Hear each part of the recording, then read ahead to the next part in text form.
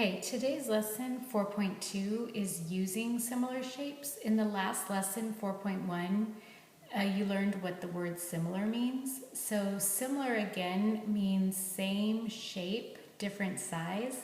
Today we're learning how to use similar shapes to find unknown measures. When you measure, say the height of a door, with a measuring tape, so when you're actually using a measuring tape to measure, we are using what we call direct measurement. The process of using similar shapes and proportions to find a measure is actually called indirect measurement.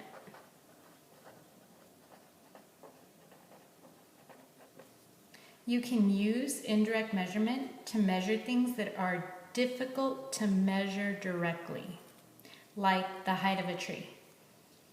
So in example 1, we are trying to find the unknown measures in these two similar triangles. Remember, this little squiggly line means it's the symbol for similar. So they're letting you know that these two triangles are similar. And we're trying to find the unknown measures, which happens to be the side length of x and the measure of y. Okay, so here is the x that we're trying to find, and here is the y that we're trying to find. We are going to write a proportion using the corresponding sides, okay? But I want you guys to notice something about these triangles.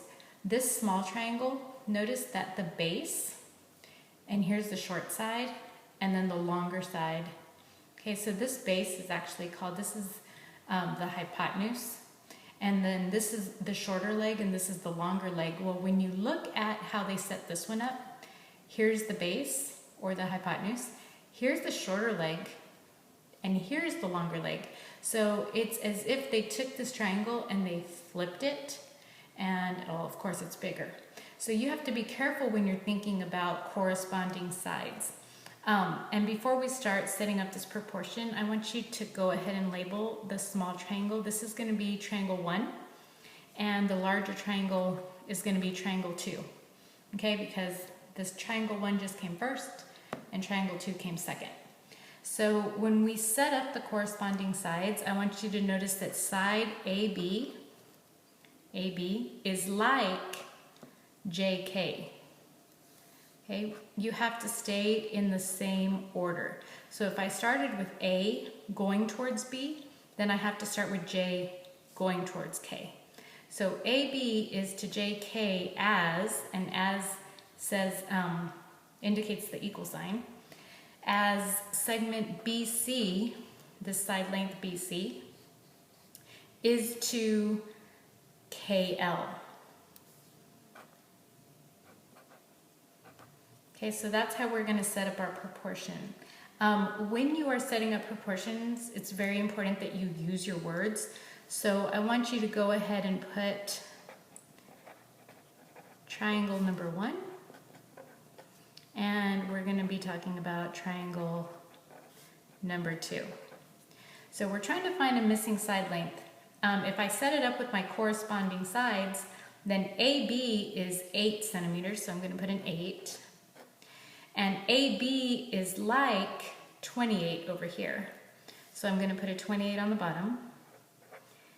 So 8 is to 28 as BC is here, as 12 is to, and we're matching that up with, we're trying to find our X. So X goes on the bottom. So remember that these two go to triangle 1, and if you look, 8 and 12 do go to triangle number 1. And the bottom two, since we're lining it up with triangle 2 on the bottom, the 28 and the X have to go with triangle number 2. Okay, so if I'm solving for X, the shortcut method is not going to work. So we're going to cross multiply and divide. 8 times X is 8X. And we're going to have to go multiply 28 times 12. You can do that off to the side of your paper.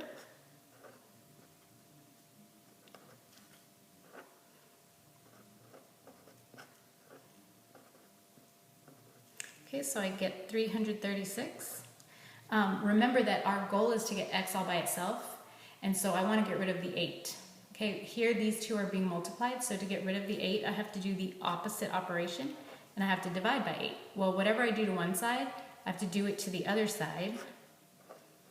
Okay, and these two 8's cancel, and x is going to be equal to whatever 336 divided by 8 is equal to. So when I go divide that, and again, you can show your math off to the side. 8 goes into 33 4 times, which is 32. 8 goes into 16 twice. So x equals 42, and that would be centimeters. Okay, angle K, we're looking for y, but I want you guys to notice that y goes with angle K. Well, angle K corresponds to angle B because they're in the same position. So I want you to go ahead and write that angle K corresponds to angle B.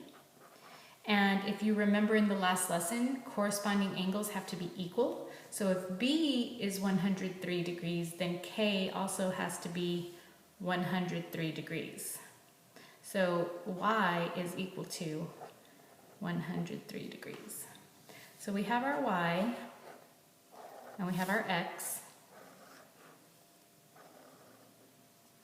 And that is how you're going to be solving for missing measures, whether it's a side length or an angle measure. You guys are going to try the your turn. Please notice that if this is a right angle and this is a right angle, and here's your hypotenuse, the hypotenuse is always opposite the right angle, okay? So this diagonal, it's like they turned this triangle. So if this is the shorter side, it's going to match up with this shorter side, and this is your longer leg, it's going to match up with this longer leg. Okay, so be careful when you're setting up your proportion. I want you to pause your video and try finding your missing measures. Pause your video.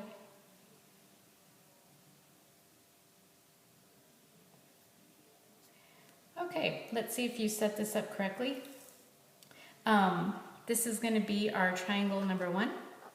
This is going to be our triangle number 2. Okay, go ahead and label that. C, actually it's on the same side as the right angle, so I know the same side as the right angle is H. These two, remember these little arcs mean that these two correspond with one another, okay? And then this one I could put double arcs because it is going to correspond with this one. So when I'm trying to find my Y, okay, I need to know that angle C corresponds with angle H, okay? And we can go ahead and write that down. The angle C corresponds with angle H. So if angle H is the one with the Y in there, then you know that Y has to also be 59 degrees. Because again, corresponding angles in similar figures are equal. When we are trying to find our missing side length, we have to set up a proportion. And this is where I'm going to put, instead of writing the whole word triangle, I'm just going to put tri. So that's for triangle 1. And this is for triangle number 2. Okay?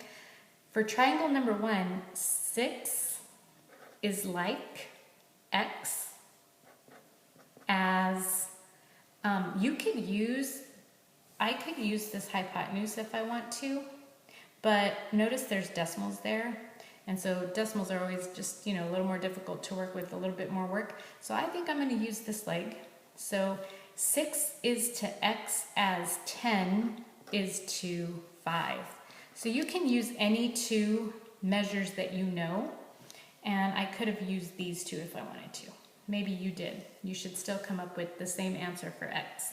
So here I'm going to cross multiply. 10 times x is 10x, and 6 times 5 is 30.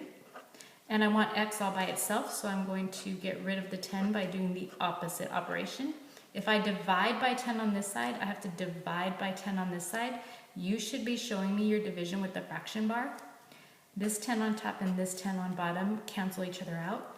So x is going to equal 30 divided by 10, which happens to be 3. And we're talking about centimeters. So x is equal to 3 centimeters. On the back of your notes, page 2, we're talking about determining unknown measures in similar four-sided shapes, okay? So you can use similar shapes and proportions to find measures of sides in rectangles and other four-sided shapes. Really, it's the same thing. So let's read example 2. It says that there is a volleyball court, and the volleyball court is a rectangle, and it's similar in shape to an Olympic-sized pool, and they want you to find the width of the pool. So we're talking about two things here. Instead of putting like rectangle number 1 and rectangle number 2, which you could, I'm gonna say that we're talking about the court and the pool. So when I go set up my proportion, those words are very important so I can make sure that when I go plug in my values, that I'm putting them in the right place. So 9 on the court is like, this is my W, my width on the pool. So 9 is like W as 18 is to 50. Okay, remember my 9 and my 18 should go with the court? Yep. And my W and my 50 should go with my pool. So that's how I know I'm setting it up correctly. Okay, so what can I do to 18 to get 9? Well, instead of having to cross multiply and divide, the shortcut works here. I could just divide by 2. Because 18 divided by 2 gives me 9. Whatever I do to the top, I can do to the bottom. So I could use my shortcut. What is 50 divided by 2? So I know that my width is going to be 25 meters. Always put your unit on there. That would be my answer for that one. Okay, now it's your turn. Okay, so you're going to do the exact same thing. Be sure to use some words to help you set up the proportion correctly. You can check if the shortcut works, and if not, you're going to have to cross multiply and divide. Pause your video.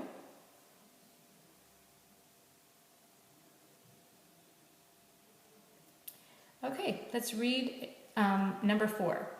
It says, these rectangular gardens are similar in shape. Okay, so it's important that they're rectangular and they're similar. Okay, and they want you to find the width of the smaller garden. So in this case, I'm just going to put, this is going to be rectangle number 1, this is going to be rectangle number 2. Okay, so when I set up my proportion, I actually want to go write my words out. Rectangle number 1 and rectangle number 2. So number 1, I have my width is 42, and on the smaller one, that's going to be my W. I don't know, that's what I'm trying to solve for, so that's my W. So 42 is to W as 54 is to 36. Well, I cannot use the shortcut in this case, so I'm going to have to cross multiply. 54 times W is 54W. And I'm going to have to go multiply 42 times 36 over here. So that's 12, 24, 25, skip a space. And then when you add, you should get 1,512. Well, I want W all by itself, so how do I get rid of that 54? You do the opposite of multiply by 54. You want to divide both sides by 54 so that these two can cancel. W is going to equal 1,512 divided by 54. So I'm going to have to go do some more work off to the side over here. And 54 goes into 151 twice. That's 108. When I subtract 43, bring down the 2. 54 goes into 432 8 times exactly. We get a 0 remainder. So W equals 28, and that is in feet. So my width of the smaller garden is 28 feet. And that's what you should have gotten when you worked it out.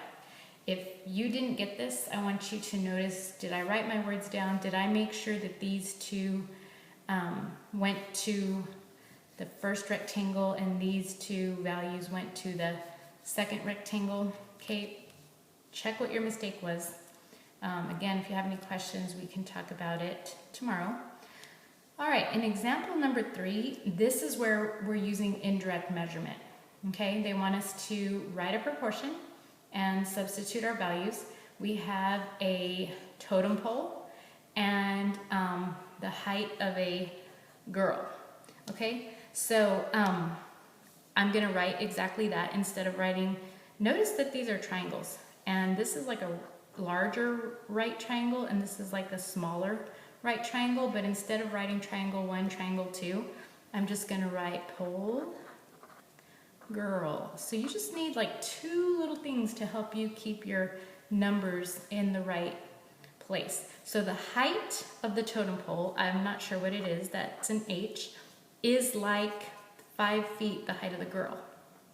And the shadow of the totem pole is 16 feet, and it's like the 4-foot shadow of the girl. So to solve for H, I am going to cross multiply. And 4 times H is 4H, and 16 times 5 is 80. So if I want to know what H is and I want it by itself, I got to get rid of that 4 by doing the opposite, by division. Whatever I do to this side, I have to do to this side. These 2 4s cancel, and H is going to equal 80 divided by 4. Well, 80 divided by 4 is 20, and so the height of my totem pole is 20 feet. Box your answer. Okay. It is your turn again to use indirect measurement. Okay, so pause your video.